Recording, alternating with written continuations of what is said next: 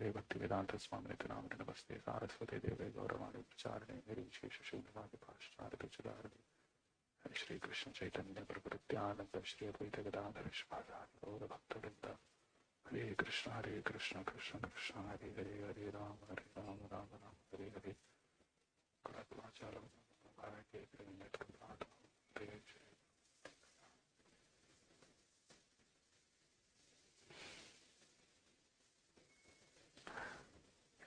So welcome to the second session on Nectar of Devotion. So today we are going to start with the introduction, and so today we'll probably be able to see only the first verse or first shloka of Bhakti Rasamrita Sindhu, okay, because it's a very important topic and it speaks about Rasa Tattva. Okay, so we're directly going to enter into Rasa Tattva now. We are not going to speak about the pastimes of Radha and Krishna and the gopis with Krishna, but we will be trying to understand the principle, what actually is rasa and how Krishna is the embodiment of that rasa. Okay, so that will be the first verse. So, introduction, any work from the Goswamis or any Acharya for that matter, they start with this Mangalacharan, because it gives an understanding that the work which is being done is actually being done by the mercy of their spiritual master and by the mercy of the Lord. So Mangalacharan pays respect, or it is written in any of the work before we start any work to pay obeisances, to pay respect, or acknowledge that whatever I am going to present now, it's actually not of my own doing, it's not an intellectual exercise, or it is not my own experience, but what I have received from my Guru, from the Acharyas, and ultimately from the Supreme Lord.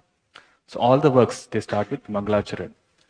And in Chaitanya Charitamrita, Krishnadas Kaviraj Goswami, he tells that Mangalacharan should contain these three things. Okay, so this is the verse. This is from Adilila, chapter 1, text 22. He says, Say Mangalacharan hoye trividha prakar, vastu nirdesh, ashirvad, namaskar. These three things are the constituents of Mangalacharan. So, in introduction, Srila Prabhupada actually starts Bhakti Rasamrita Sindhu or Nectar of Devotion, a summary study from the introduction itself. Okay, so the introduction will speak about primarily these three things. It will speak about the subject matter, which is called as Vastu Nirdesh, and then obeisances or prayers to the spiritual master and to all the Vaishnavas, and what will be the result, what is the benediction that we will get by studying this particular work. And then divisions of this book is explained, and then the definition of pure devotion service.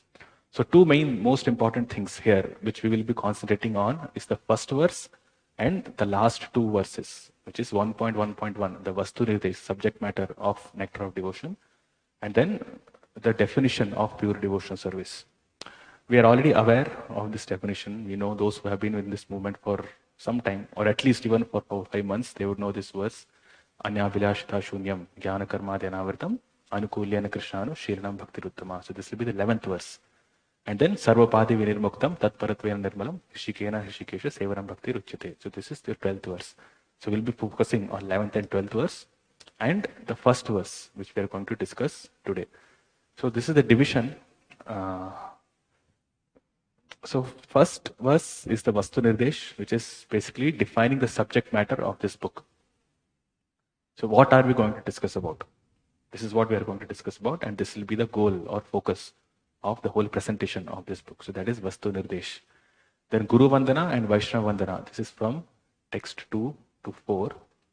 So first, Rupa Goswami will pay his obeisances to Sanatan Goswami, who is his senior most, who is his spiritual master, and to all the other devotees, to Vaishnavas.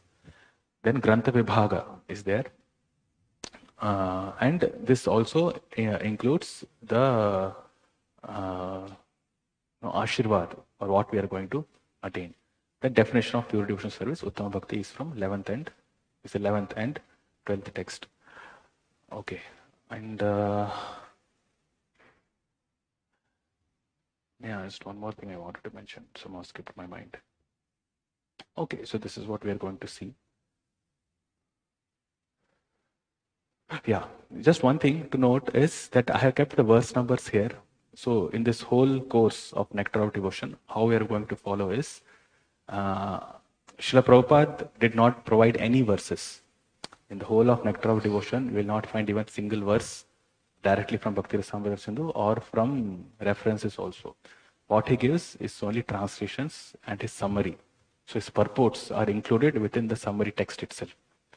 But to give a structure to Nectar of Devotion, what we will be discussing is each of the sections that Srila Prabhupada translated from each verse, we will have the corresponding verse, the actual translation of that verse, and then what Srila Prabhupada wrote with respect to that particular verse. And similarly, the whole Nectar of Devotion book is divided like this. So yesterday I discussed, right? It's paragraph after paragraph after paragraph. So no, for us it becomes difficult. Obviously, there is no fault on Srila Prabhupada's part to present it like this, because when we read the summary in this particular format, then it's very easy to understand.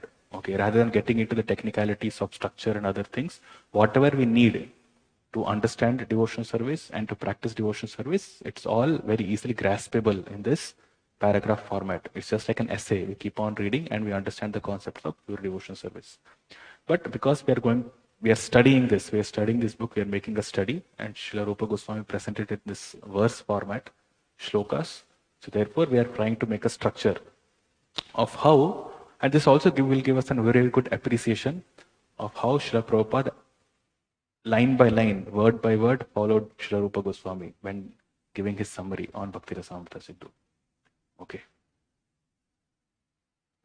So this is the first verse. So this is how it's going to be. I'll put the verse here of Bhakti Rasamrita Sindhu, then translation, and what Srila Prabhupada wrote regarding this.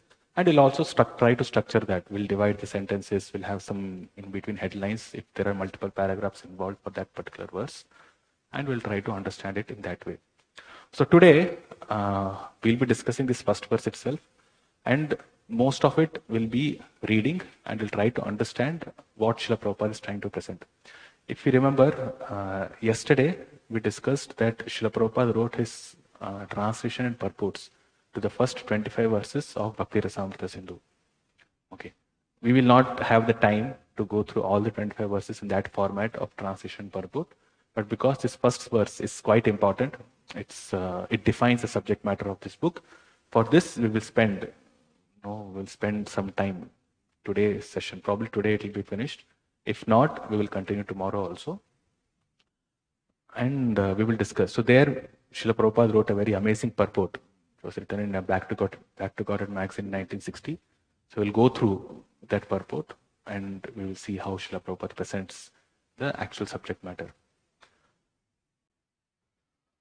Okay, so this is the verse. Akhila Rasamrita Murtihi Prasrimara Ruchi Ruddha Taraka Palihi Kalita Shama Lalito Radha Priyan Vidhur Jayati. So Srila Prabhupada, the Nectar of Devotion, this is the first paragraph in your introduction. Invoking Auspiciousness, Mangalacharan. Lord Shri Krishna is the Supreme Personality of Godhead, the cause of all causes, the reservoir of all rasas, or relationships which are called neutrality, which is passive adoration, servitorship, friendship, parenthood, conjugal love, comedy, compassion, fear, chivalry, ghastliness, wonder, and devastation. So these are the 12 rasas, or 12 relationships through which one can relate with Krishna, through which a jiva relates with the Supreme Lord. He is the supreme attractive form. By his universal and transcendental attractive features, he has captivated all the gopis, headed by Taraka, Palika, Shyama, Lalita, and ultimately Srimati Radharani. So this is actually a portion of the first paragraph.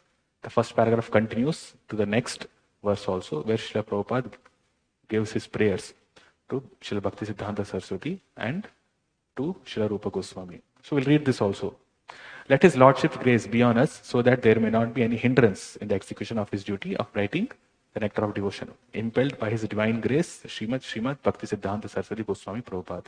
Let me offer my respectful obeisances onto the lotus feet of Srila Rupa Goswami Prabhupada and of Srila Bhakti Siddhanta Saraswati Goswami Prabhupada, by whose inspiration I have been engaged in the matter of compiling this summary study of Bhakti Rasamrita Sindhu. This is the sublime science of devotional service as propounded by Sri Chaitanya Mahaprabhu, who appeared 500 years ago in West Bengal, India, to propagate the movement of Krishna consciousness. So the first paragraph of Nectar of Devotion is the first two verses of Bhakti Rasamrita Sindhu. So we'll go to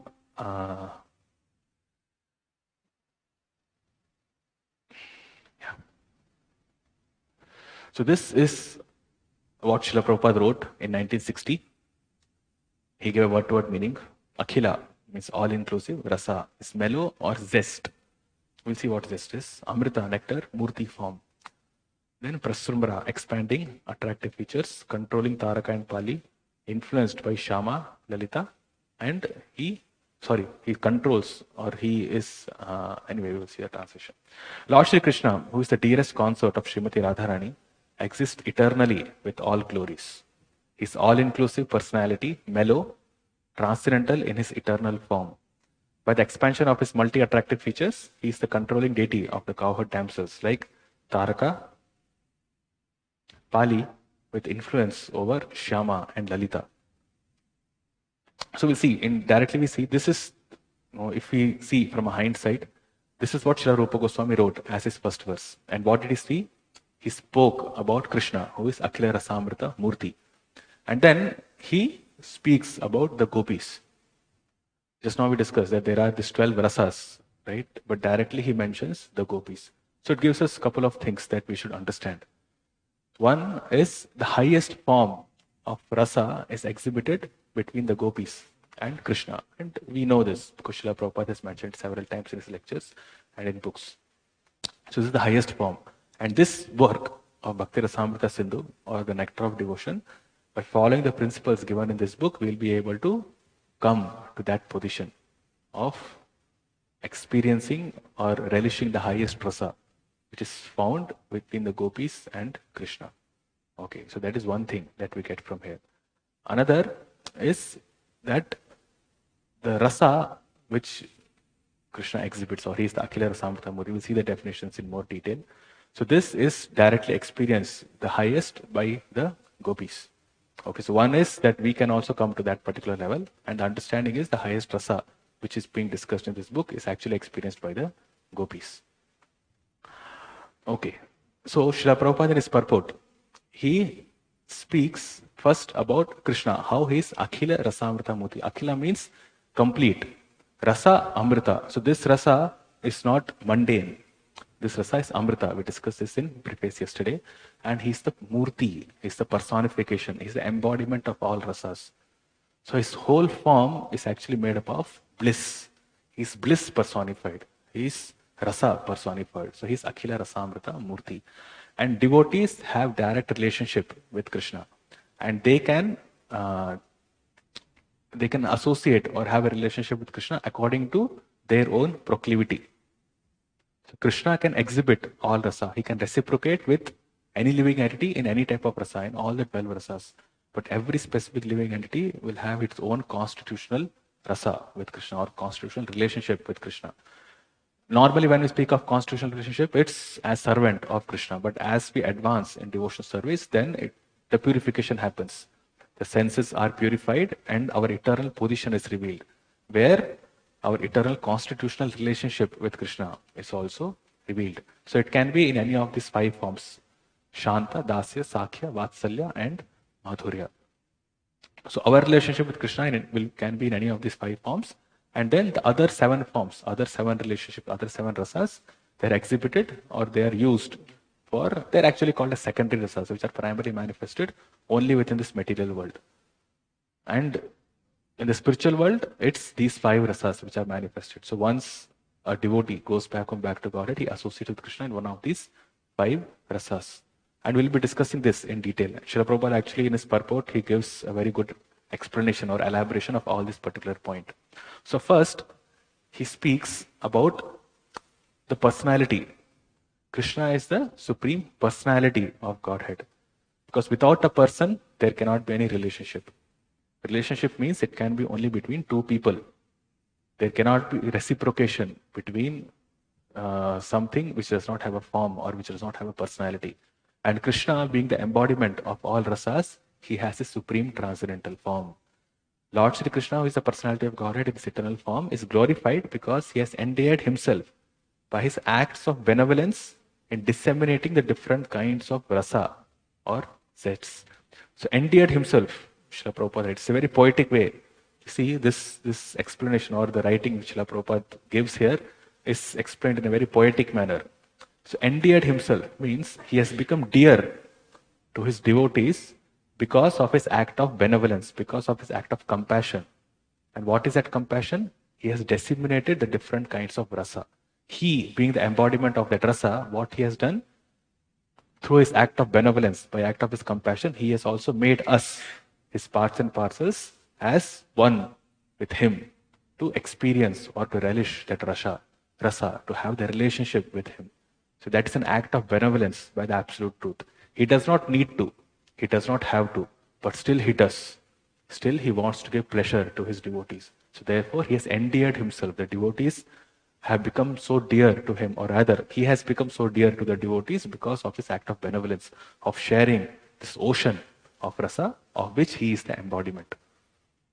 Okay. So zest is actually a quality in an activity or situation which you find exciting.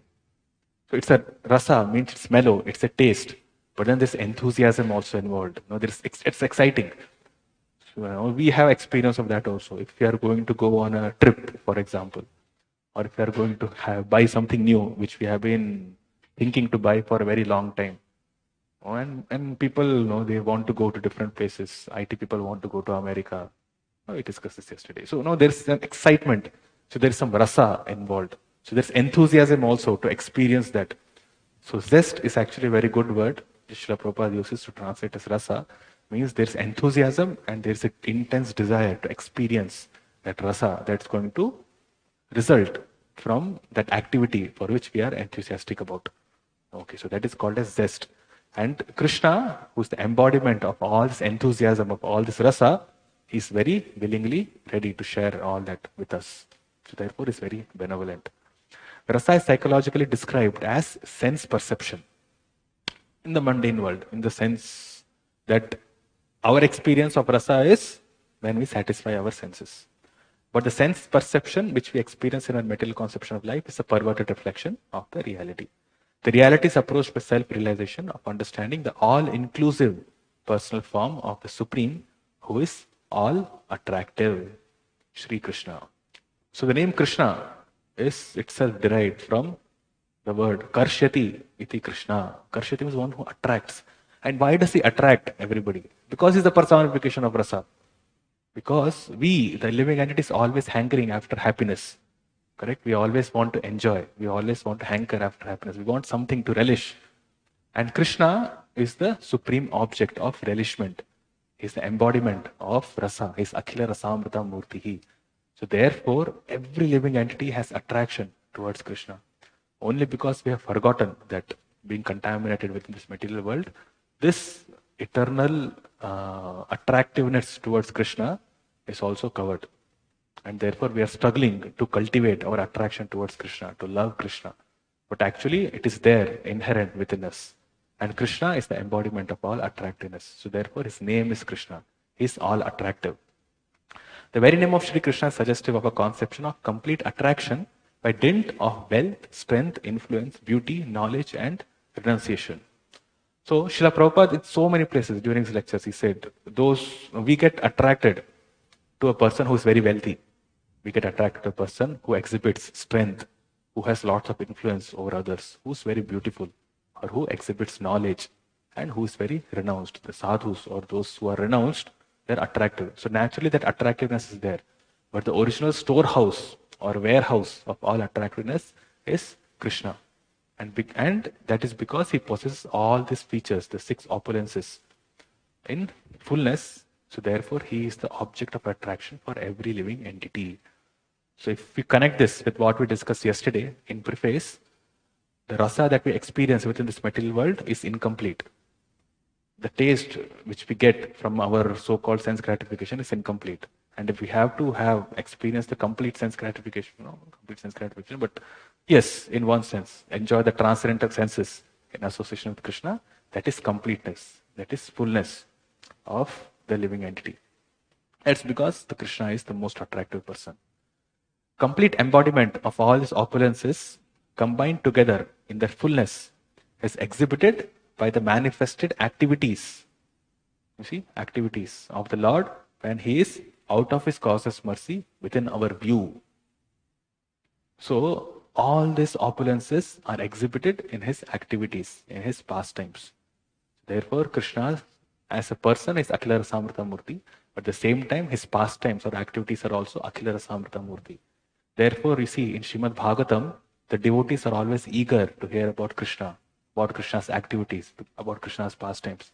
Because hearing Shrunatam Saukata Krishna Puneshavana Kirtana, and even the third verse of Nigama Kalpataror Galitam Phalam, Shukamukad Amrita Drava Samyutam, Vipada Bhagavatam Rasamalayam, Moharaho Rasika Bhuvi Bhavuka. So Rasamalayam, the pastimes of Krishna, or that which is explained by Shukdev Goswami Srimad Bhagavatam, they are so relishable because the activities of Krishna is an exhibition of his rasa, or the devotees who take or experience or exchange that rasa with Krishna. So therefore the activities of Krishna is also Akhila Rasamrita Murti. That is why it is said, the absolute truth, there is no difference between his name, form, qualities, pastimes, because everything is full of rasa, everything is full of taste. And when a devotee or even a conditioned soul, when he hears these pastimes, then he becomes purified, he becomes attracted to Krishna. So our whole endeavor of reading Srila Prabhupada's books or performing devotional service is to get attraction, is to develop our love for Krishna, is to develop our affection for Krishna, because he is all attractive and our completeness is found in only him. There's nothing else complete within this material world. So he exhibits all this opulence in his manifested activities, and he, out of his causeless mercy, within our view, all the Supreme Person is transcendental to speculative actions of thinking, feeling, willing of a living being. And his causeless mercy is in coming down to this material world and exhibiting the activities. That is his causeless mercy. The eternal concept of Srimati Radharani is Lord Sri Krishna, who is plenarily manifested as the speaker of the Bhagavad Gita, has his innumerable beams of expansions, and each and every one of them is complete Vidhu, or the one who vanquishes all kinds of distresses of the devotee. So, specifically, Srila Prabhupada writes about Srimati Radharani, and this also gives a hint of what is mentioned in the verse. You see,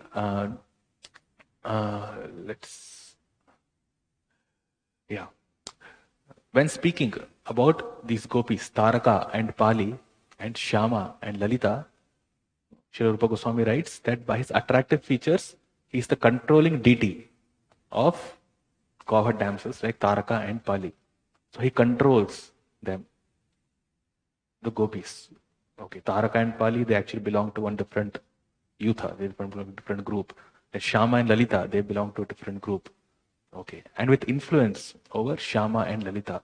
So Krishna is actually the enjoyer. Krishna is actually the enjoyer. He's the bhokta. He's the bhogi, you can say, of the gopis. So Taraka, Pali, Shyama, Lalita, he's the enjoyer. He has the mood of enjoyment. He has the mood of enjoyer when relating to the gopis. But when it comes to Radharani, what is written? He is the dearest consort of Srimati Radharani. So there, Krishna becomes subordinate to Radha. He becomes subordinate to Radharani. And this is the highest understanding of rasa. The one who is the embodiment of rasa, from whom everybody is, from whom everybody, he is all attractive feature. But he himself gets attracted from Radharani. He is Madana Mohan. He attracts even Cupid himself. But he also gets attracted by Srimati Radharani, who is Madana Mohana Mohini. So Srila Rupa Goswami, in the first verse itself of Bhakti Rasamrita Sindhu, he is giving the hint of the highest transcendental realm. So Krishna is the Supreme Personality of Godhead, but at the same time, he has his highest pastimes with the gopis, of which Srimati Radharani is the Supreme, and she is the one who is having more control over Krishna. Obviously, Krishna and Radharani, they are not separate, they are the same. Okay, there is no meaning to Krishna if there is no Radha, and there is no meaning to Radharani if there is no Krishna. So they are intimately related in that way. But when it comes to pastimes, when it comes to rasa, then Srimati Radharani takes precedence. She is on a higher level than Krishna. And this is what Sri Chaitanya Mahaprabhu revealed to us. So therefore, and Rupa Goswami through Chaitanya Mahaprabhu, through Sri Rupa Goswami, he is revealing the same understanding to us. So this is topmost rasa. So we should understand that we are not dealing something which is sentimental or which is mundane. We are speaking about the highest spiritual rasa. Although we, or at least I can speak of myself, not qualified to even understand or speak about all these things, but we can take relish, or we can,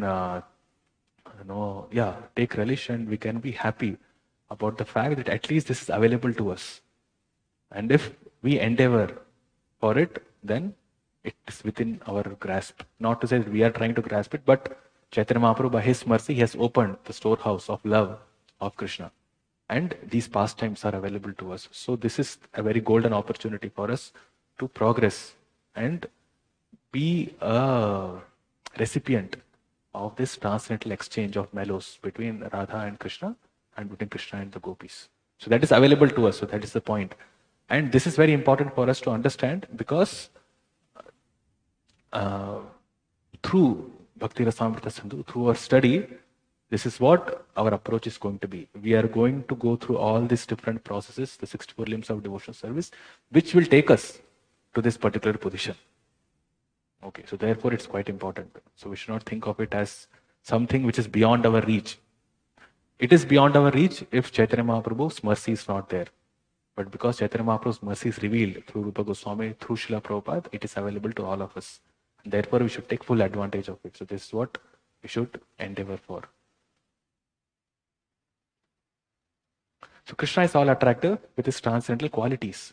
Even the asuras, or the atheists, who are enemies of the Lord, are benefited by his causeless mercy, although superficially they appear to be slain by the Lord. Asuras who are killed by the Lord do not attain to the platform of mukti. Asuras who are killed by the Lord do also attain to the platform of mukti, or liberation, which is the destination of the impersonalistic empiric philosophers. As such, he is all attractive both for the asuras, or the non-devotees, materialistic living beings, and the suras and the devotees. The absolute truth, we have discussed, we have studied. The absolute truth is exhibited in these three forms. Vadantita tatavida satam yatyanam advayam brahmeti paramatmeti bhagavan iti shabdyate. So those who are asuras, or those who are demons, who are killed by Krishna, they are absorbed in the Brahmajyoti aspect of the Lord. And those who are devotees, they come back home, back to Godhead. So this Brahmajyoti effulgence of the Lord, being directly coming from the Lord, is also an attractive feature. And this can be seen by the endeavor of the Mayavadis and the impersonalists to go and merge into this impersonal aspect.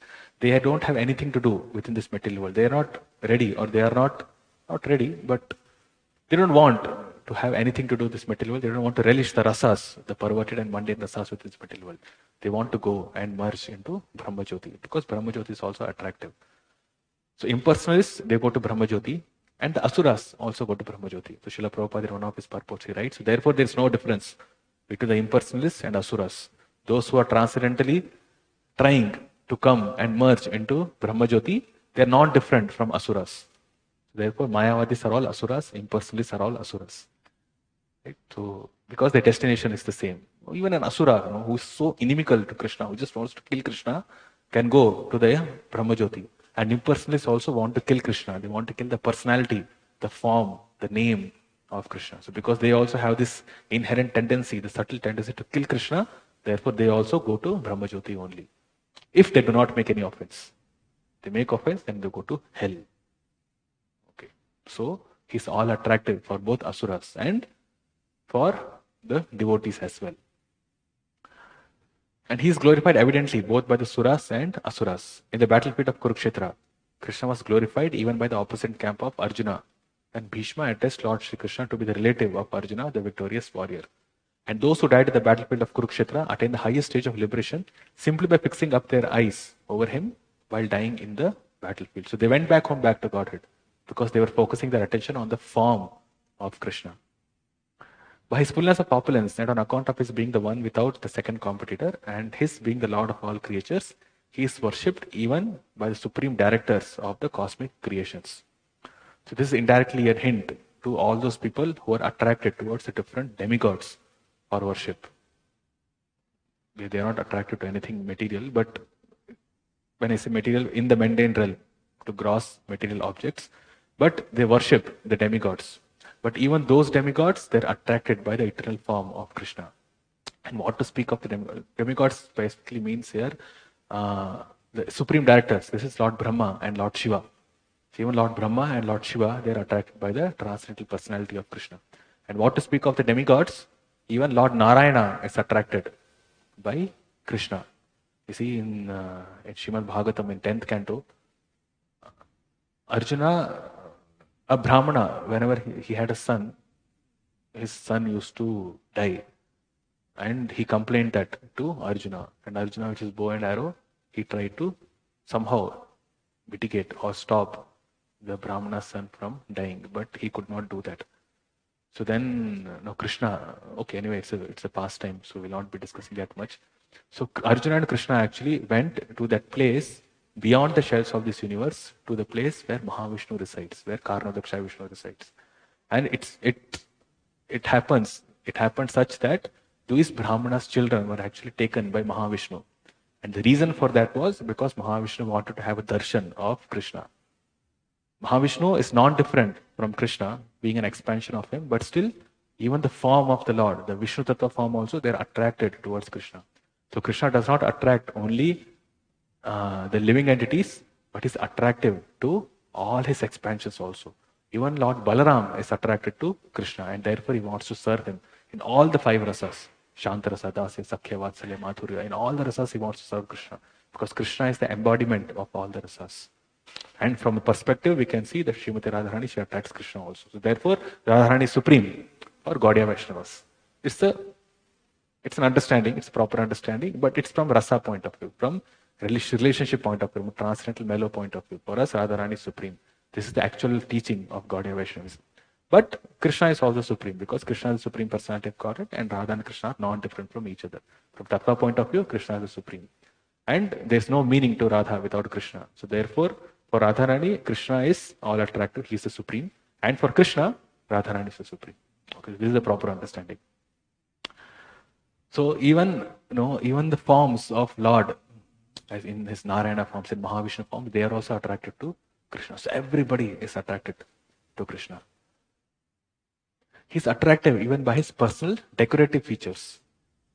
So Sri Krishna is decorated with multi-ornaments. His earrings, his crown, his bangles, his necklace, his belt, etc. Bedecked with most valuable jewels, and his attractive smiling face, smeared with the pulp of sandalwood on his forehead, and his yellow silken garments, all combined together make his full attractive personality.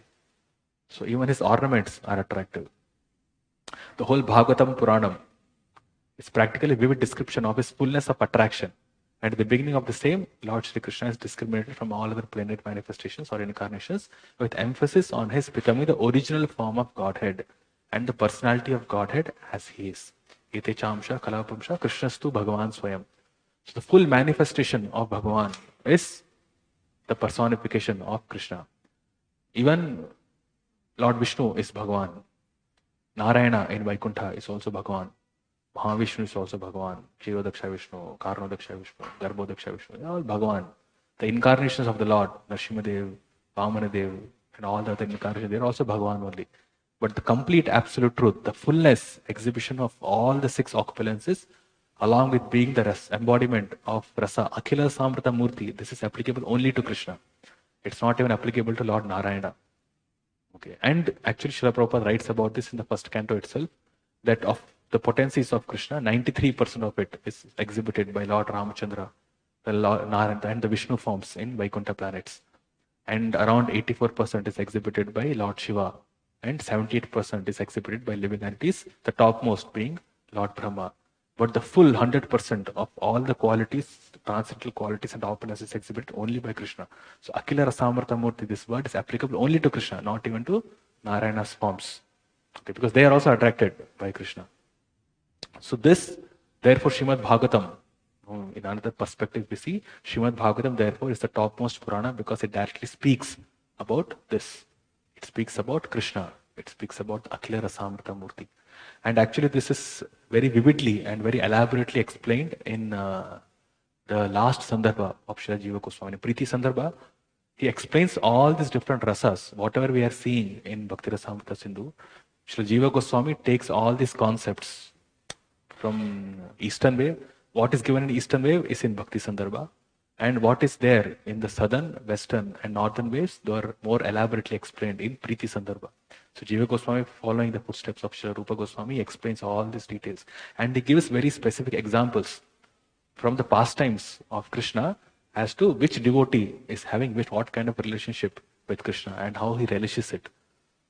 So these are the Goswami's work. This is something which is available to us. Okay, where was I? Yes. And considering all these features of his person and transcendental qualities as described in all the Vedic revealed scriptures, Lord Sri Krishna is undoubtedly the all-attractive eternal form of all rasas. Right. So how is it? How is Krishna the eternal form of all rasas? In the present context of his transcendental features, he is the predominating lord of the primary rasas called Shanta, Dasya, Sakhya, Vatsalya. In his transcendental form in relation with the denizens of Brajabhumi, he is the embodiment of spiritual bliss. The spiritual bliss is described in the Brahma Sutras also. Right? Anandamaya Abhyasat. The Lord is always established in his own bliss. And the living entities also want to take part in the bliss of Krishna. So Anandamaya Abhyasat actually applies to both the living entities as well as to Krishna. So for other rasas, which are secondary and individually connected with him, he is very properly described in the Bhagavatam. On the arena of the king comes of Mathura, he is described there as follows. So this is a very famous verse. When Krishna enters the battle, the arena which Kamsa had arranged, elephant was there, Kolepida was there, then Chanura, Mushtika were there, wrestlers were there to fight with Krishna. And Krishna and Balram were invited by Kamsa. So Akrura takes them from Vrindavan to Mathura.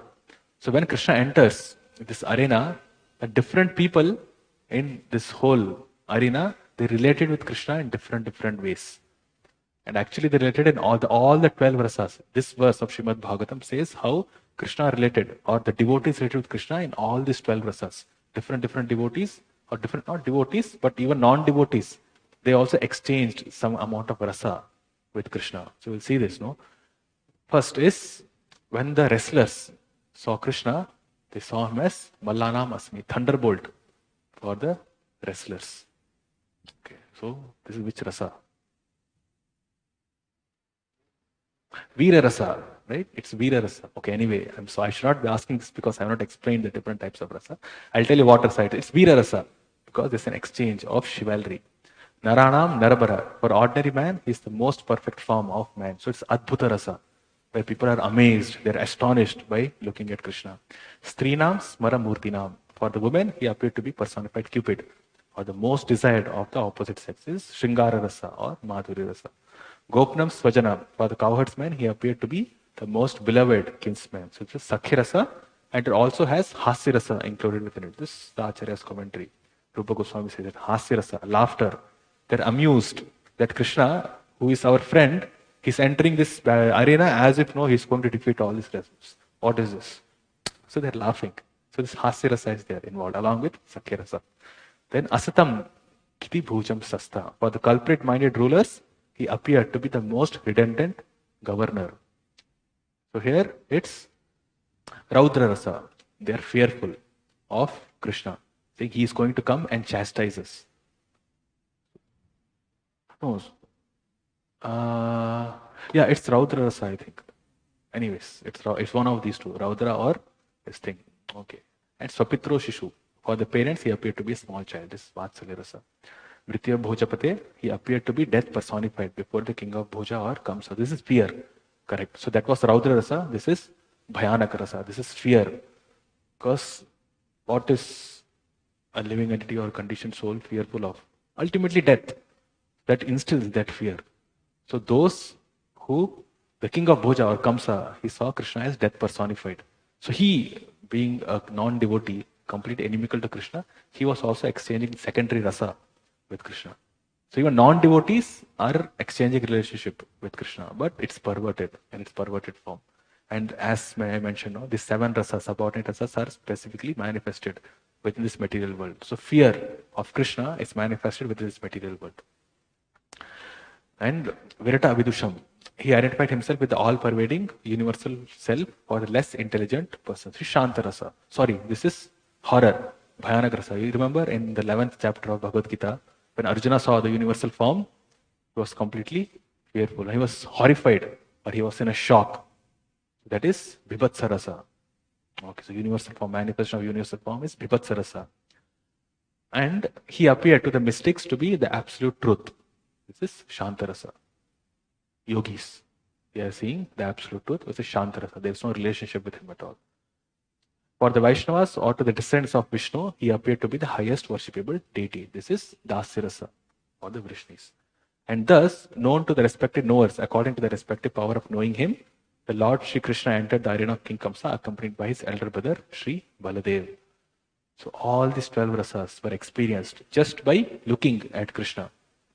He did not do anything at this point. Just by entering into this arena, different people exchange different rasas from Krishna. This proves that just his form itself is an embodiment of all rasa. Therefore, it's Akhila Rasamrita Murti. When Srila Prabhupada speaks about this 12 rasa, which we have already discussed with an example, so we'll go forward. So 12 rasas are standard rasas, and Lord Sri Krishna is evidently the embodiment of all these rasas. He's not only the enjoyer of Madhuri rasa, or the Shringar Rasa with Srimati Radharani, but he's the enjoyer of Vibhatsa Rasa when he kills Asuras like Kansa and Jarasandha. In the creation of the Lord, there is nothing more than the above mentioned standard 12 rasas, which means that these rasas is what it is in the material realm as well as in the spiritual realm. We are trying to relish these rasas in a perverted form, not reposing them to Akhila Samritamurti Krishna, but reposing it to his part and parcels, to other living entities. But these other living entities are not the Akhila Rasamrita Murti. No, they cannot exchange that rasa. So therefore, in I think there's a reference. Srila Bhakti Siddhanta Saraswati, he says that when water is mixed with lime, then it looks just like milk. Right? It looks exactly like milk when lime is mixed with water. But then drinking milk and drinking that lime water, is it the same? No, it's completely different. Actually, I don't even know how it tastes. No, it's horrible. So the rasa in this mundane world, which people experience, is exactly like this lime water. And the rasa, which is experienced in the spiritual world, is nourishing, just like milk. So this is the same rasa. All these 12 rasas are there with this material world also. But then when they are reflected in perverted form, they do not give any happiness. There's a sense of happiness. There's a sense. There's an abhas is there. Rasa abhas. The shadow is there. That okay, some taste is there. But it is not actually the definition of rasa itself. We think that we are happy with this material world, but according to the actual definition of rasa and what Krishna or what the devotees experience with Krishna in devotional service or in their form in the spiritual world, we have no experience of it. Or actually we should say that we have forgotten that experience. Whatever we experience now, it is nowhere related to what is being experienced of rasa. So although we are talking about rasa, about all these things, but we have a theoretical understanding of it now. Okay, so this is what the highest is. So we are trying to understand it that this rasa is the topmost. So therefore we should give up everything which we are habitual to in this material world. So we are trying to do a theoretical analysis now, but by following the processes given in Nectar of Devotion, it's sure that we will attain this transcendental rasa also. Rasa varjam rasopyasya param drishtva nivartate. All these lower rasas will be given up when we experience that highest transcendental rasa. And this rasa is available in the names, in the holy names of the Lord. Chaitanya Mahaprabhu's main process is Nama Sankirtan. So just by chanting the holy names of the Lord, either through japa or through Nama Sankirtan itself, this rasa can be relished. And Srila Prabhupada always used to give this example, that because my disciples are engaged in chanting, in preaching, the taste that they are getting, they do not experience that taste. They have stopped going to the cinemas. They have stopped illicit sex. They have stopped smoking. They stopped wasting their time in all these frivolous and mundane activities. Why is that? Because the transcendental taste is being experienced. That rasa is being experienced. So those of us, we also have that rasa because we personally can understand that we have given up so many things which we were habitual to in this lifetime itself, in our past life. So we have given up. So therefore that rasa is there. But then there's more. It's an ocean. And what we have experienced now is like a drop or a two from that ocean. So there's much, much more which can be experienced in relationship with Krishna. And therefore, this process of devotional service, or what we are doing now, this will take us to that ocean. And there's no question of the ocean ever getting deplenished. Does not matter how much amount of sunshine is there in the ocean never evaporates. It never becomes empty. The ocean maintains its level. It's always there. It's full of water. There's no question of this ocean water getting empty. So similarly, the rasa which Krishna has, it never gets empty. So one can have the highest manifestation of relationship, of taste, of this zest with Krishna alone, because he is Akhila Rasamrita Murti, or in some places Srila Prabhupada also says Akhila Rasamrita Sindhu. He is an ocean of all rasas. So Akhila Rasamrita Sindhu and Akhila Rasamrita Murti, both are the same. So he is an ocean of all rasa. And it is up to the living entity to take advantage of this process of devotional service to come to that form. But all the rasas are emanation from the transcendence. There is no existence of any sort of reciprocation of rasa if it is not emanated from the Supreme. So he is the embodiment, he is the cause of all causes, and he is the cause of all rasas also.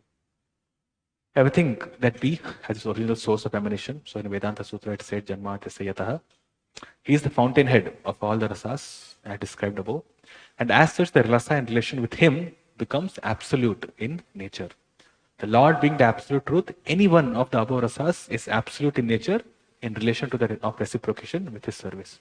So, one thing that at our level at least we should understand is that it's not that the devotee does not find his perfection in Dasya Rasa or Sakhya Rasa. It's not that all devotees have to come to Madhurya Rasa only because that is the topmost, that's the highest. A devotee has his own, or a living entity, let's say a living entity, a jiva, has eternal constitutional relationship with Krishna in one of these 5 rasas. And he finds perfection or he finds completeness that particular rasa with Krishna. So that way, each of this rasa is absolute in nature. So Krishna's pastimes with the Gopas is also absolute. Krishna's pastimes with his mother, Yashoda and Devaki is also absolute in nature. And Krishna's pastimes with the Gopis is also absolute in nature. Okay, so there is no inability or there is no shortage.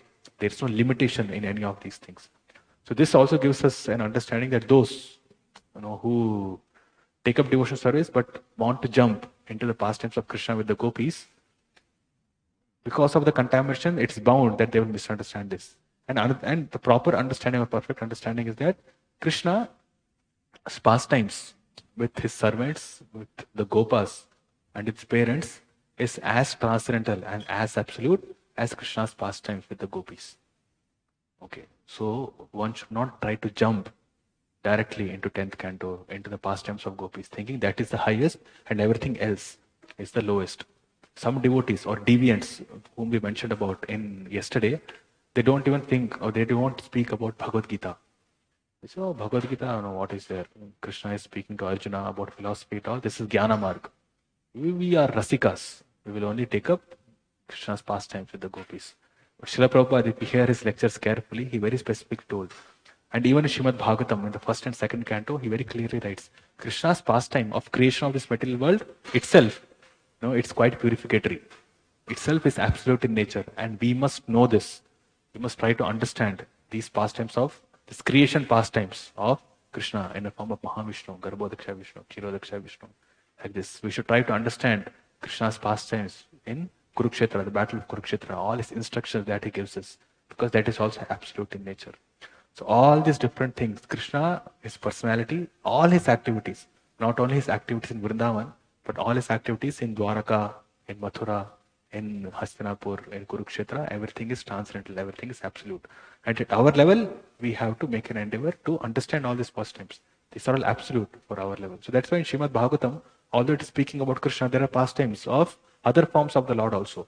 7th canto speaks about Nrsimhadev, and 8th canto speaks about Vamanadev. And there are other forms of the Lord also who are explained in different cantos of Bhagavatam, because that is required. And finally, when all these different forms of the Lord is understood, then we can enter into the transcendental pastimes of Krishna. So for our level, although we are making a distinction, saying Lord Narayana does not exhibit, he is not Akhila Rasamrita Murti, he does not exhibit all the qualities that Krishna exhibits, but that does not mean that he is lower for us in any way. We should not get into that misconception that I will not worship Lord Narayana, I will not do prayers to Nrsimhadev. No, that is nonsense. We should not get into that kind of mood because we are in the lowest stage. We need purification, we need mercy of the Lord. So therefore we have to go through these stages. And finally, of course, as practicing Gaudiya Vaishnavas, our highest goal is Krishna. But we do not disrespect or we do not say someone is lower or Vishnu Tattvas are lower than Krishna. It's just for our understanding that in the spiritual realm also there are these distinctions. But on our level, who are completely besotted in this material world, for us, everything spiritual has a transcendental reality to it. It's absolute in nature. That is how our mood or our approach should be. Okay, so this we should understand clearly. Right. So the Lord being the absolute, any one of the rasas is absolute in nature. The Lord being the enjoyer of all the rasas, the reciprocator is either directly or indirectly a constitutional servitor of the Lord, exchanging different rasas. And therefore the devotees who serve the Lord directly in the primary rasa of Dasya, Sakhya, Vatsalya, Madhurya, superior or super servitors or eternal servitors than those who serve him in the secondary rasas of Raudra, Adbhuta, Hasya, etc., which are 7 in all. So one serves the Lord directly or indirectly, in relationship with Krishna or not in relationship with Krishna also. In this material world, when we are not relating to Krishna, we are relating to the other living entities, other jivas, and then we are trying to somehow exchange one of these 12 rasas. When we are in relation with Krishna, then the seven secondary rasas are exhibited for those who are non-devotees, like Kamsa and others. Okay, so these 7 other rasas, they come into picture. And the 5 primary rasas, they are exhibited primarily by devotees. Of course, some of the secondary rasas also help to intensify the 5 primary rasas, just like Hasya or Adbhuta. These rasas help or these rasas assist the other or the primary 5 rasas. But they are primarily manifested in the material world also, that we should understand. Service to the Lord enables to taste rasa.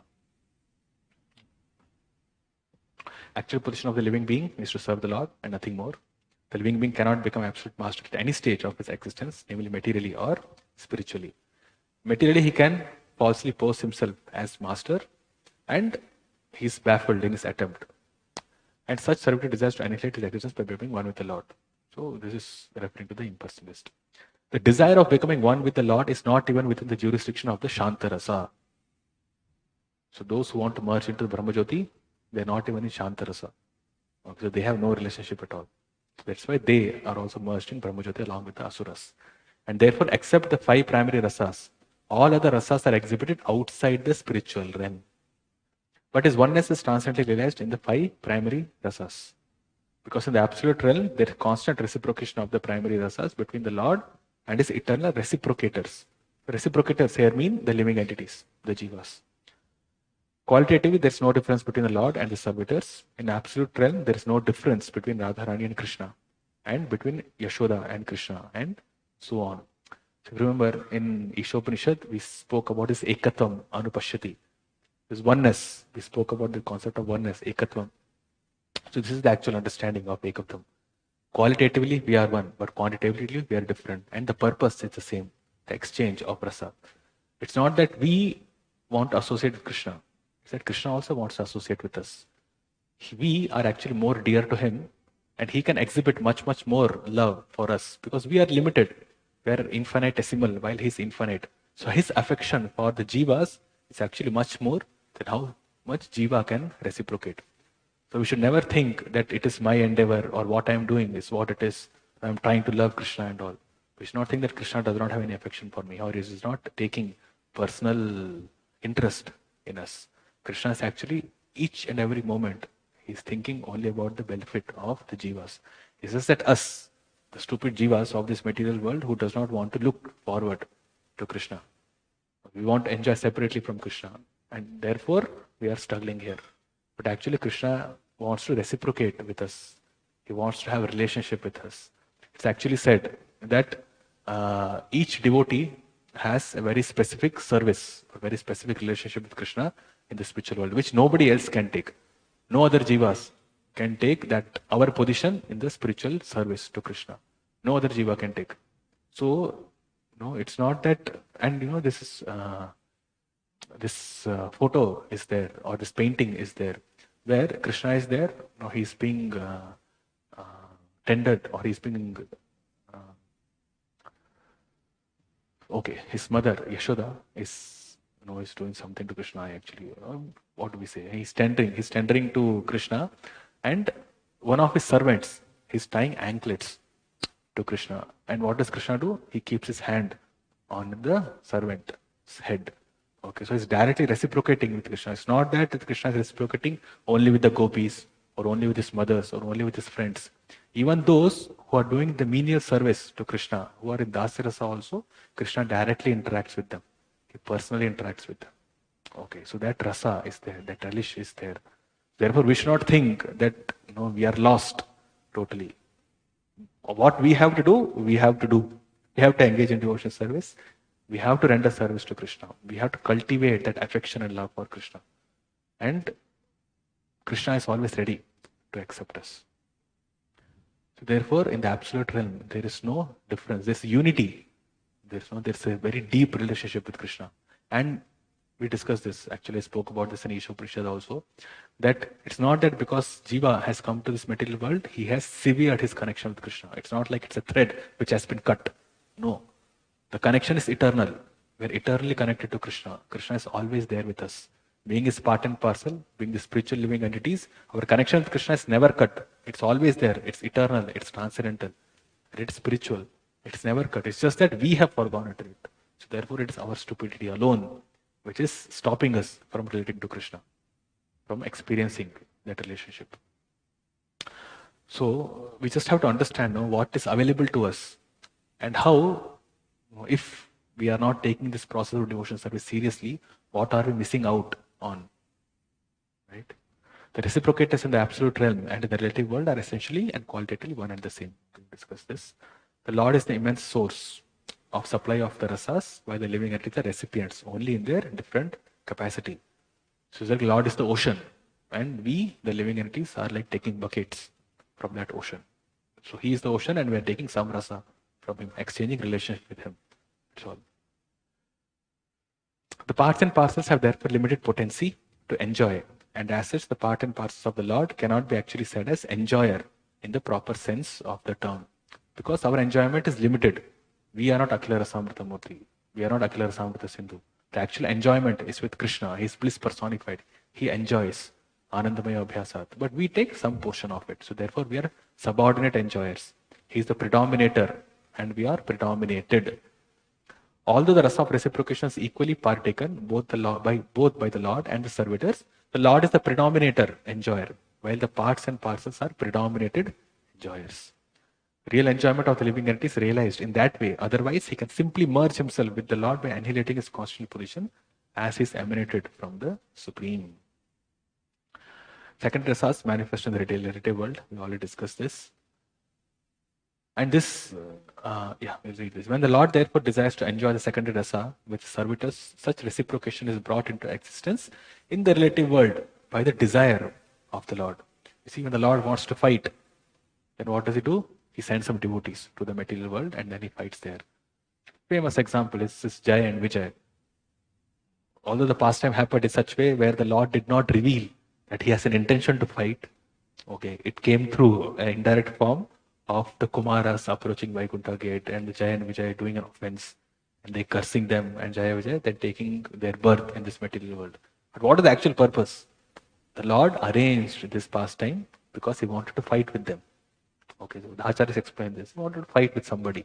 So therefore, the asuras who are there in this material world, they enable Krishna to experience that rasa. Okay, and it's also an amazing fact, amazing thing, that although Krishna is the embodiment of all rasas, still he has this inclination to exchange that rasa with others. It's like when we share with something, we have something in full, and then we share it with somebody, then there's a rasa, there's an enjoyment, there's a relationship there. So Krishna also hankers for it. In one way, he's Atmaram. In one way, he's completely full in himself. But he also wants to reciprocate with his devotee. He also feels himself incomplete when he's not with his devotee. Therefore, we see Krishna is never worshipped alone. Krishna is never worshipped alone. He's in the altar. He's never alone. Either he's with Balram, either it's Srimati Radharani, or even even those who have some idea of Vedic culture within India, they never worship Krishna alone.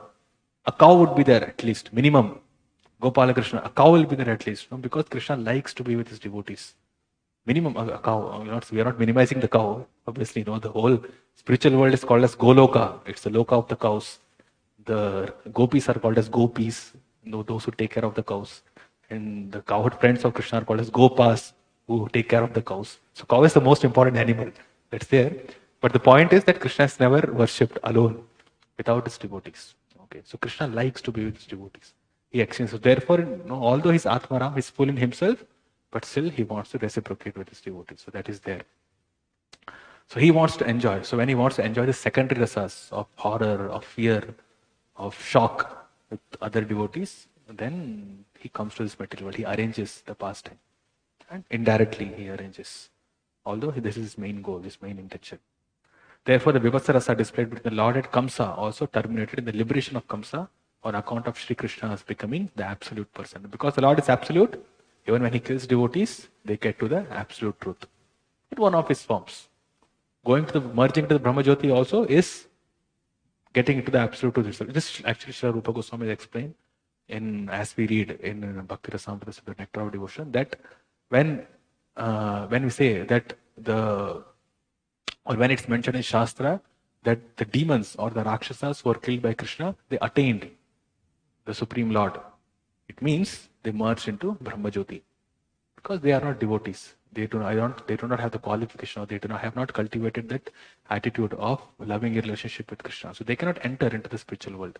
But because Krishna manifests himself, or the absolute truth manifests in the form of Bhagavan, Paramatma and Brahman, so therefore those asuras and devotees who merge into Brahman also, it is mentioned in Shastra that reach the absolute truth, or they attain the Supreme Lord. So that is how it should be understood. Okay, so one can derive any amount of rasa of a particular type from that resource simply by such reciprocation with Krishna. We have already discussed this.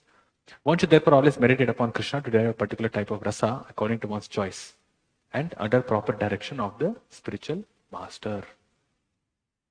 Right? So this will come in once the stage of Vaidhi Bhakti is crossed over to Raganuga Bhakti.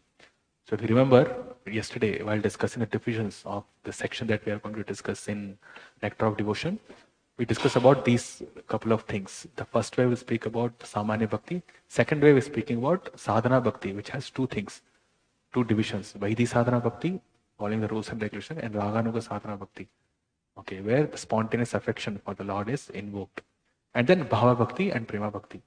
So to meditate upon Krishna, to derive a particular type of rasa, this comes in the stage of Raganuga Bhakti. When we have crossed over, not crossed over, but when we have purified ourselves by the process of Vaidhi Sadhana Bhakti, then with that particular purification, then automatically, by the grace, by the mercy of the spiritual master, by the direction and instruction of the spiritual master, then we engage in Raganuga Bhakti. So one should not engage in Raganuga Bhakti because without the explicit order of the spiritual master.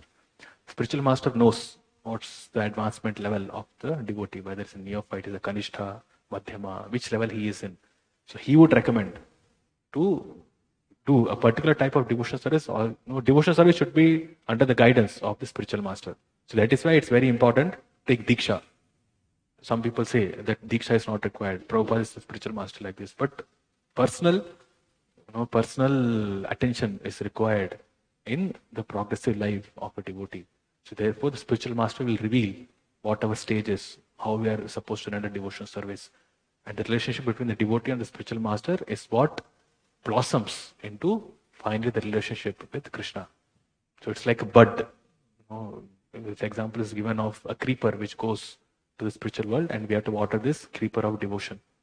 So the relationship starts with the jiva's relationship with this spiritual master, and through him, through the acharyas. And as the creeper goes and finally reaches Krishna, the relationship fructifies, or the creeper bears the fruit, because the relationship with the spiritual master is perfect, it's complete. That has been tended to, and we have followed the instructions of spiritual master and of the acharyas. So therefore, that is a starting point.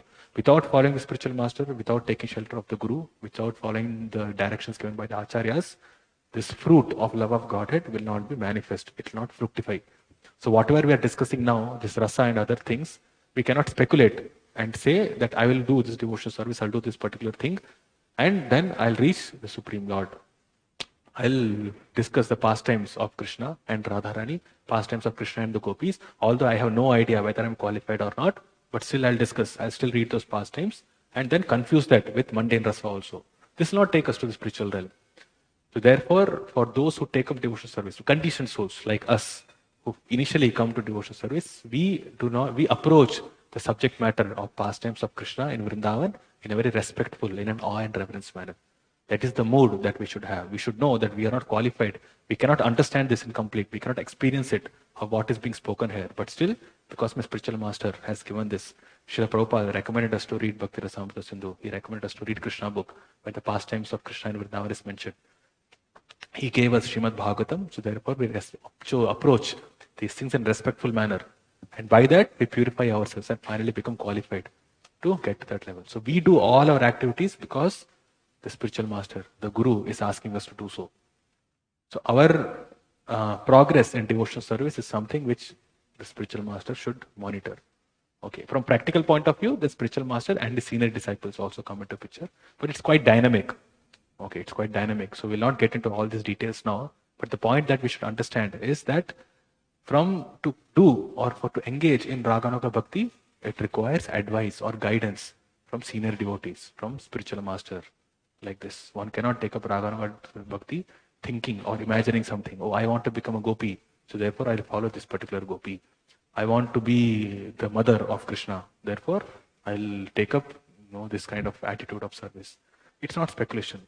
That's why in Srila Bhakti Siddhanta Saraswati, Bhaktivinoda Thakur spoke so much about the Sahajiyas and other Apasampradayas. Srila Siddhanta Saraswati was completely against those Babajis at Radha Kund for this particular purpose. Because what they do, they give this Siddha Pranali. First day you come to Radha Kund, you are giving initiation, telling him, this is your eternal form, these are your pastime, this is what you are supposed to do, this is your eternal service, this is your form, this is your name, this, that, there are total 11 things that they give you during the first day of initiation. It does not matter whether you're smoking bidi, you're drinking, you're sleeping with other women, it does not matter.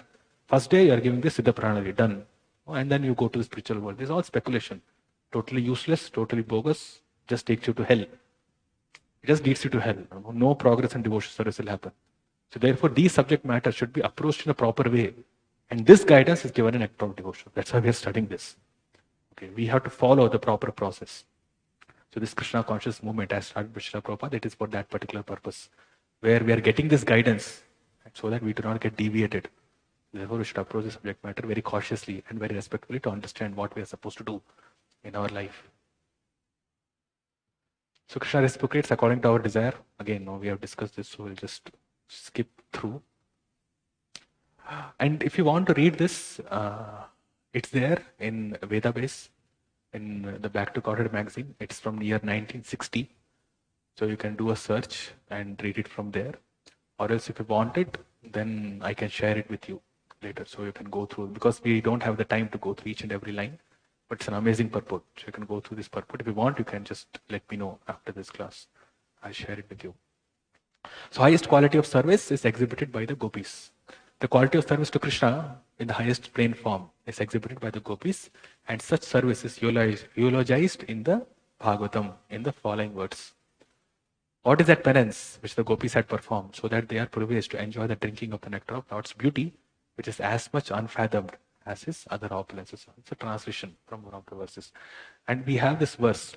Actually, this particular verse, Akhila Rasamrta Murti Prasamra Ruchi Ruddha Taraka Palihi, this verse, Sri Jiva Goswami takes each and every word of this verse and then he writes a comment giving references from different scriptures. So today it might not be possible to see that, but tomorrow we will see. Most of the points we have already discussed in due course in what we discussed today, but we'll just see how the acharyas, through their scholarship, they explain these words in such an amazing, brilliant way and taking references from Srimad Bhagavatam. So Srimad Bhagavatam is so perfect that everything is available. For a devotee who has taken up devotional service right now, on the first day, start reading Srimad Bhagavatam, you can reach to the highest level because everything is explained. That's why it's the topmost Purana, the highest Pramana for us. With the gopis, therefore, the highest transcendental quality of rasa is reciprocated by the Lord, and out of them, specifically mentioned gopis of the name Taraka, Pali, Shama, Lalita, and Srimati Radharani are significant. In the Puranas, the names of the gopis like Gopali, Palika, Dhanya, Vishakha, Dhanishta, Radha, Anuradha, Somabha, Taraka, etc. are mentioned. And in the Dwarka Mahatmya, the names of the Lalita, Shyamala, Shaibya, Padma, Bhadra, along with Vishakha are mentioned as the chief of the damsels of Brajabhumi. There is such mention of the names of the gopis in Skanda Puranam also. Such gopis were attracted by the beautiful and attractive features of the form of Sri Krishna. They were not only attracted, but also they were actually under the control of the Lord by the paramorous feeling of the lover and the beloved. Such transcendental feelings of the pure gopis are never to be compared with the erotic principles of the mundane world. So paramorous feeling is that when the man and the woman, they are not married, but the man is attracted to another woman and the woman is attracted to another man who is not her husband. This is paramorous feeling, and it's the most scandalous or the most nonsensical thing to do with this material world. No, this material world is the perverted reflection of the spiritual world. 15th chapter explains Urdhvamulam Adashakam Ashwatam Prahuravayam. So that which is topmost in the spiritual world is the least or the lowest in the material realm. So Madhuri Rasa, Parakya Bhav is the lowest in this material world, but that's the topmost in the spiritual world. And what is lowest? The Shanta Bhav, the Shanta Rasa. That is the lowest in the spiritual realm, but that is the highest in this material world. One who can control his senses, one who is situated in his own self, one who is completely peaceful, then he is in Shanta Rasa. Krishna also speaks about this in Bhagavad Gita, that one who is not agitated, who is not lamenting, who is not doing this, who is not doing that. There are so many verses speaking about this, that one, he has attained Sthita Pragya, he is situated in his self. All those things Krishna mentions because that's considered the highest within this material world. But Krishna is not speaking about the gopis in Vrindavan or his relationship with gopis in Bhagavad Gita, because Bhagavad Gita is a preliminary study where the conditioned soul is then taken to the topmost level in the material world, and from then on Krishna also speaks about Manmana Bhava Madbhakto, then Saradhamana Parityajya, then Brahma Bhuta Prasanatma, and the complete 8th chapter is only about attaining the absolute, attaining the supreme. So he gives that one has to transcend these levels of Shantarasa also exhibited in the material world and take one to the spiritual realm also. But what is there in the spiritual realm? It's not mentioned in Bhagavad Gita. So therefore, there is Srimad Bhagavatam, the postgraduate study. So once Bhagavad Gita, we do graduation, and then postgraduate study is Srimad Bhagavatam. So there all these details are mentioned. Srimad Bhagavatam takes on or starts from where Bhagavad Gita stops. So therefore one should read Srimad Bhagavatam again and again like this. And of the gopis, Srimati Radharani is supreme. So in these transactions of highest reciprocations of rasas, Srimati Radharani stands to be the supermost partaker. She is therefore actually the counterpart emblem of all the rasas which are reciprocated between Krishna and Radha in a specific manner unknown even to Krishna. So Krishna, although he is the personification of all rasas, there is some taste or some enjoyment which he himself is not aware of. Okay, which is given to him only by Srimati Radharani. Both being equally full and perfect, there is constantly an overflow of transcendental bliss, which is purest form of competition of the Haladrish energy or the transcendental pleasure-giving element potent in the Lord, but displayed by Radharani. So our acharyas explain that the bliss of Krishna increases again and again. It keeps on increasing, and the bliss of Radharani also keeps on increasing. It's like this, there is some pastime between Radha and Krishna, and Radharani, because she's enjoying that pastime, her beauty increases. And Krishna, seeing the beauty of Radharani, then he also manifests many different qualities, and his qualities also increase. Looking at the qualities of Krishna, which is exhibiting now in their relationship, Radharani becomes more beautiful, and her relationship also increases with Krishna. So there's a constant increase. That's what Srila Prabhupada writes. Constantly an overflow of transcendental bliss. It's always overflowing, like milk boiling. It keeps on overflowing. Keeps on overflowing. So that is transcendental rasa. So there is no limitation. Of course, from our point of view, from the jiva's point of view, our relationship with Krishna also keeps on increasing. So there is no inability, there is no hindrance, there is no stoppage, there is no limit of transcendental bliss, even in the case of jiva. Okay, we are not saying he can experience the same bliss as Radharani. That's not possible because Radharani and Krishna are not different. And the gopis are actually expansions of the Shakti, of the energy of the Lord. So even they are not in the category of the Jivas. And the Manjaris are direct servants of the gopis. And we can be servant of the servant of the servant of one of the Manjaris. As Jivas, we can do some service. But even our bliss, our experience, our relationship with Krishna and with the devotees of Krishna keeps on increasing in the spiritual world. So happiness, the definition of happiness is that which is permanent and it's ever increasing also. It's not temporary, it does not stop. There's no limit in the spiritual world. The spiritual realm is always expanding.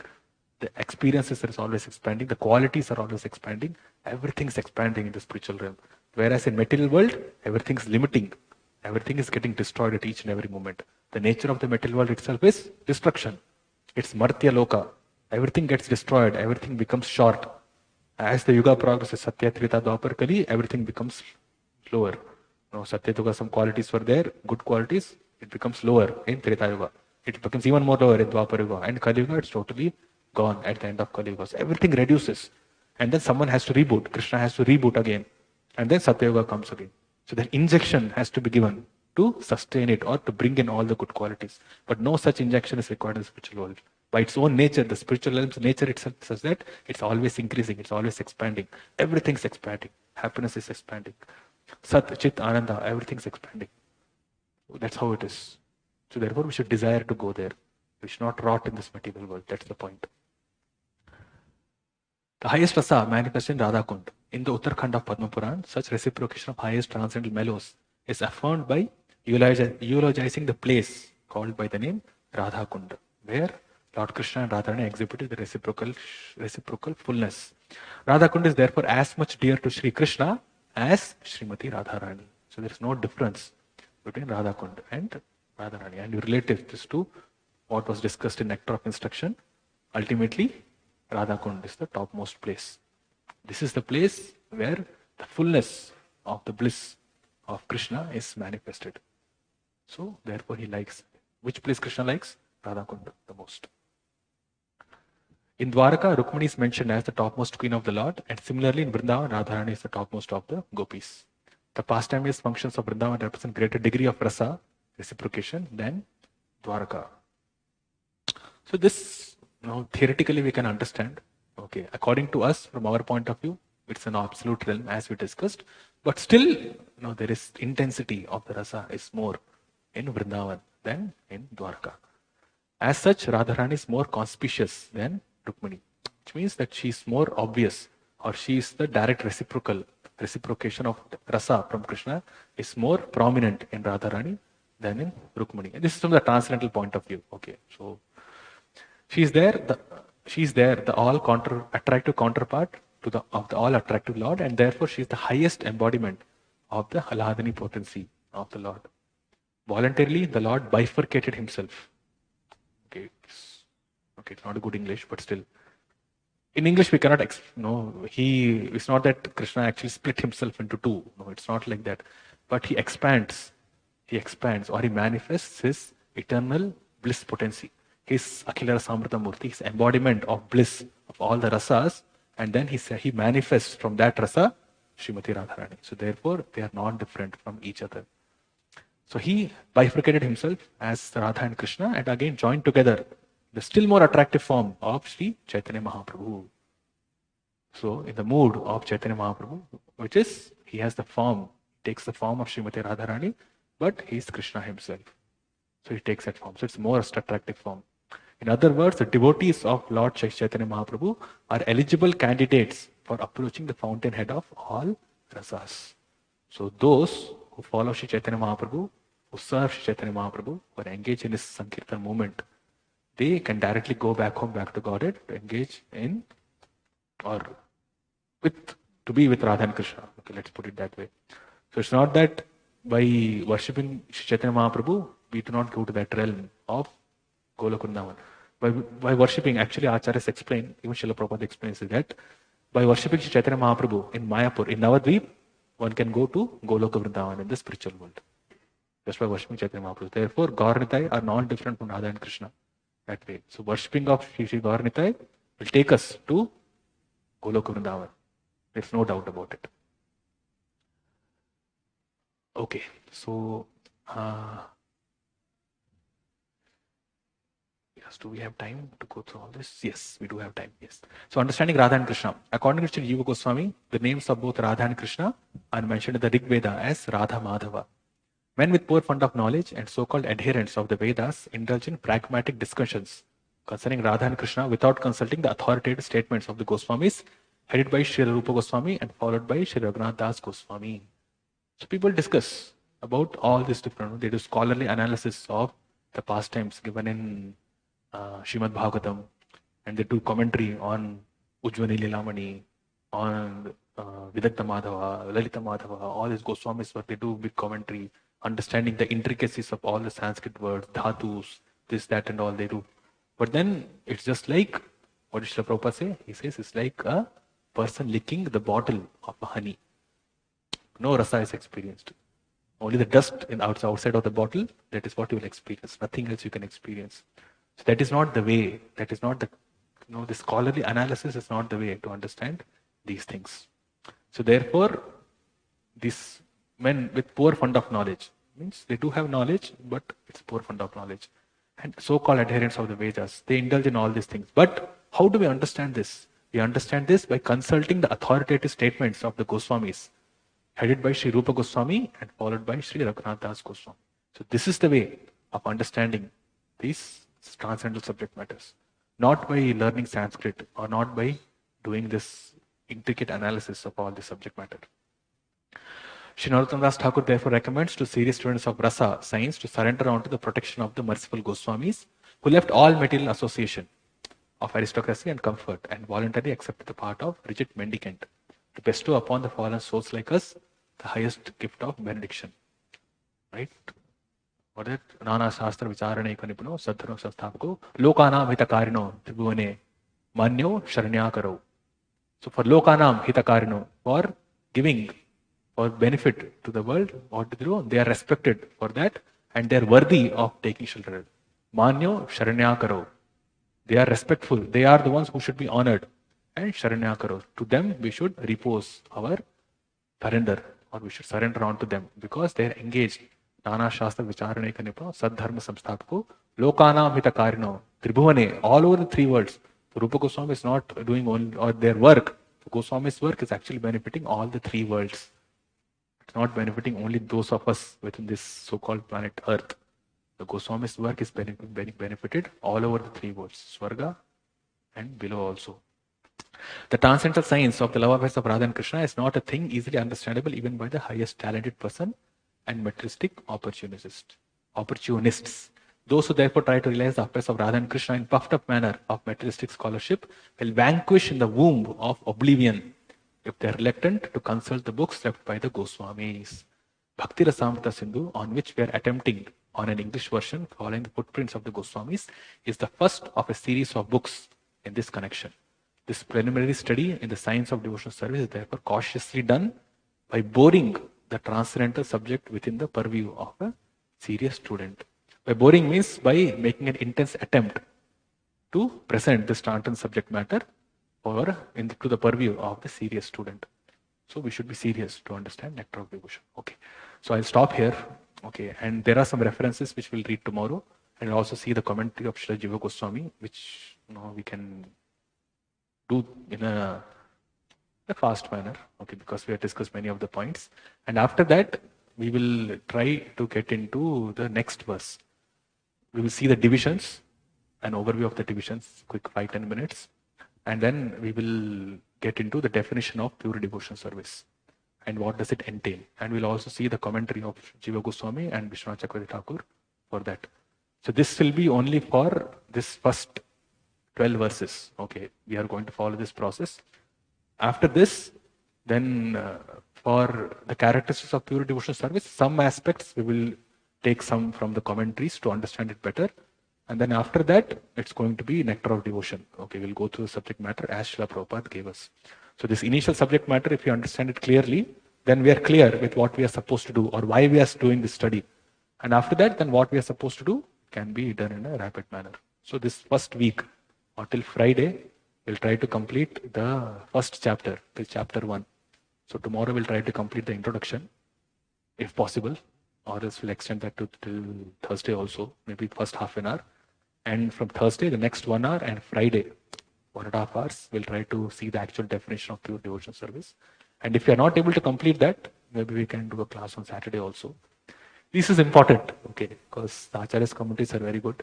So we'll see if you're able to complete, or else we'll do it on Saturday also. Or otherwise, we'll continue from Monday onwards, from second chapter. Okay, so it's 9. So do we have any questions? Yes, Prabhu. Yes. Yes. Yes.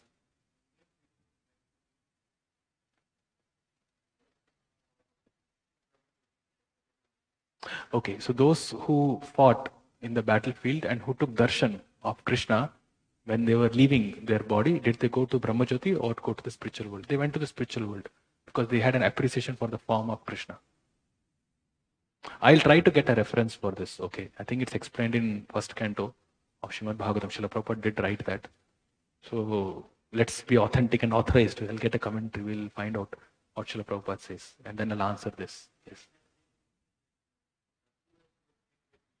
Yes. Yes. Yes.